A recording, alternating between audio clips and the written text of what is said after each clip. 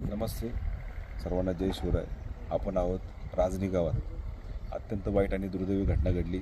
आमचा एक अत्यंत जवळचा सहकारी अनिकेत वाघ याचं 8 दिवसापूर्वी खेडच्या आसपास त्या ठिकाणी त्याचा अपघात झाला आणि अपघातात खरं तर अनिकेतचं त्या ठिकाणी त्याचं निधन झालं.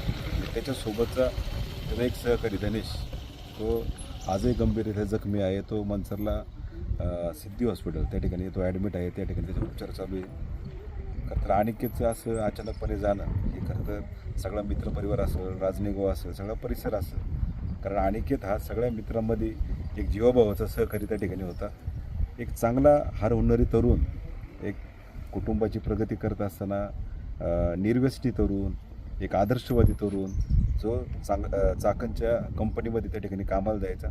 आणि असा कामाला जात असताना सकाळी एका पुण्यातील गाडीने बेदरकारपणाने त्यांना त्या ठिकाणी मागून अपघात केला आणि त्याच्यात अनिकेतचं दुर्दैवी निधन झालं.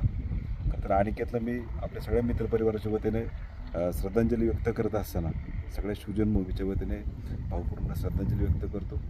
माझ्या निमित्तानं सगळ्यांना विनंती राहील की गाडी चालवताना थोडी काळजीपूर्वक चालवा.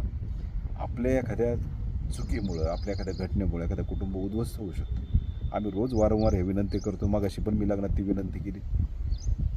आमचा एक तरुण सहकारी आत्ता पण मॅक्सकेअर हॉस्पिटलला त्या ठिकाणी गंभीररित्या तो पण जखमी आहे. टोल नाक्यावरचा आपला कर्मचारी आहे, अत्यंत सिरियस आहे. जीवनमृत्यूची त्याची पण झुंज चालू आहे. या निमित्तानं माझी खरं तर नरवडे म्हणून भरत नरवडे माझी या निमित्तानं पुन्हा एकदा विनंती राहील की आपण गाडी चालवताना, मग ती मोटरसायकल असू, 4 व्हीलर असू, आपण काळजीपूर्वक चालवत जा.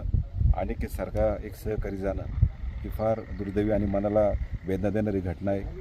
सगळ्या मित्रपरिवारामध्ये मला खरं तर अनेक जणांचे फोन आले. आमचे जावई विशाल लेंडे असतील, योगेश भाऊ असतील, जयेश भाऊ असतील, सरपंच असतील गावचे, सगळ्या सहकाऱ्यांचे फोन आले. मधू असेल, यांनी फोन करून हा सगळा अपघाताचा प्रकार सांगितला. आमचे लहान भाऊ मोहक वाजगे असतील, त्या गावचे जावई आहेत, यांनी सगळं फोन करून कळवलं.